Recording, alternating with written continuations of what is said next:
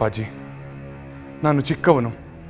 ನನಗೆ ಅಪಾಯವಾಗುತ್ತದೆ ಎಂದು ಚಿಂತೆ ಮಾಡುವುದಕ್ಕಿಂತ ಬ್ರಹ್ಮರ್ಷಿ ವಿಶ್ವಾಮಿತ್ರರಿಗೆ ಕೊಟ್ಟ ಮಾತನ್ನು ಪರಿಪಾಲಿಸಲಿಲ್ಲ ಎಂಬ ಅಪಖ್ಯಾತಿಯ ವಿಚಾರವಾಗಿ ಚಿಂತೆ ಮಾಡಿರಿ.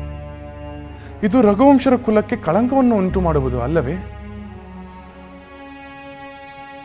ರಾಮಚಂದ್ರ, ವಂಶದ ಕೀರ್ತಿಯನ್ನು ಉಳಿಸುವುದಕ್ಕೋಸ್ಕರ ಸದ್ಗುಣ ಸಂಪನ್ನನು, ನನ್ನ ಪ್ರೀತಿ ಪಾತ್ರನು, ನನ್ನ ಹಿರಿಯ ಮಗನೂ ಆದ ನಿನ್ನನ್ನು ಇಷ್ಟು ಚಿಕ್ಕ ವಯಸ್ಸಿಗೆ ಅಂತಹ ಭಯಂಕರ ರಾಕ್ಷಸರೊಡನೆ ಹೋರಾಡುವುದಕ್ಕೆ ಕಳಿಸುವುದೆಂದರೆ ನನಗೇಕೋ ಆತಂಕದ ವಿಷಯವೆನಿಸುತ್ತದೆ. ಅಪ್ಪಾಜಿ, ಬ್ರಹ್ಮರ್ಷಿ ವಿಶ್ವಾಮಿತ್ರರು ಮಹಾ ತಪಶಕ್ತಿಯುಳ್ಳವರು. ಅದಕ್ಕೆ ಪೂರ್ವದಲ್ಲಿ ಚಕ್ರವರ್ತಿಯಾಗಿ ಮಹಾಪರಾಕ್ರಮವನ್ನು ಮೆರೆದವರು ಅವರು. ನಮ್ಮನ್ನು ಅವರ ಸಂಗಡ ಕರೆದುಕೊಂಡು ಹೋದರೆ ನಮಗೆ ಯಾವ ಚಿಂತೆಯನ್ನು ಬರುವುದಿಲ್ಲ.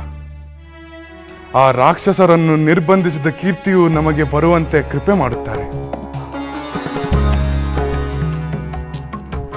ಈಗ ತಾನೇ ಬ್ರಹ್ಮರ್ಷಿ ವಸಿಷ್ಠರು ಕೂಡ ನಿನ್ನನ್ನು ಮಹರ್ಷಿ ವಿಶ್ವಾಮಿತ್ರರೊಂದಿಗೆ ಕಳಿಸುವಂತೆ ಸಲಹೆ ಮಾಡಿದರು. ಆದರೆ ಅನುಮಾನಿಸಬೇಡಿ ಅಪ್ಪಾಜಿ, ನನಗೆ ಯಾವ ಅಪಾಯವೂ ಆಗುವುದಿಲ್ಲ. ಕೊಟ್ಟ ವಚನವನ್ನು ಎತ್ತಿ ಹಿಡಿಯುವ ಕೀರ್ತಿ ನಮ್ಮಿಂದಾಗಲಿ ಎಂದು ಹರಸಿ. ಅಪ್ಪಾಜಿ, ದಯಮಾಡಿ ನನ್ನನ್ನು ಕಳುಹಿಸಿಕೊಡಿ. ಅವರಿಗೆ ಕೊಟ್ಟ ಮಾತನ್ನು ಪರಿಪಾಲಿಸಿದ ಕೀರ್ತಿ ನಿಮ್ಮದಾಗಲಿ. ಹಾಗೆಯೇ ಆಗಲಿ ರಾಮಚಂದ್ರ. ನಿನ್ನ ಇಚ್ಛೆಯಂತೆ, ಕುಲಗುರು ಬ್ರಹ್ಮರ್ಷಿ ವಸಿಷ್ಠರ ಸಲಹೆಯಂತೆ ನಿನ್ನನ್ನು ಮಹರ್ಷಿ ವಿಶ್ವಾಮಿತ್ರನೊಂದಿಗೆ ಕಳುಹಿಸಿಕೊಡುತ್ತೇನೆ. ಅಪ್ಪಾಜಿ, ಸಹೋದರನೊಂದಿಗೆ ಹೋಗಲು ನನಗೆ ಅಪ್ಪಣೆಯನ್ನು ಕೊಡಿ. ಅವರ ಸಹಭಾಗಿಯಾಗಲು ನನಗೆ ಆನಂದವಾಗುತ್ತದೆ. ಏನು, ನೀನು ರಾಮನೊಂದಿಗೆ ಹೋಗುವೆಯಾ? ಹೌದು ಅಪ್ಪಾಜಿ. ಸಹೋದರನ ಪ್ರತಿ ನಡೆ ನುಡಿ ನನಗೆ ಆದರ್ಶ.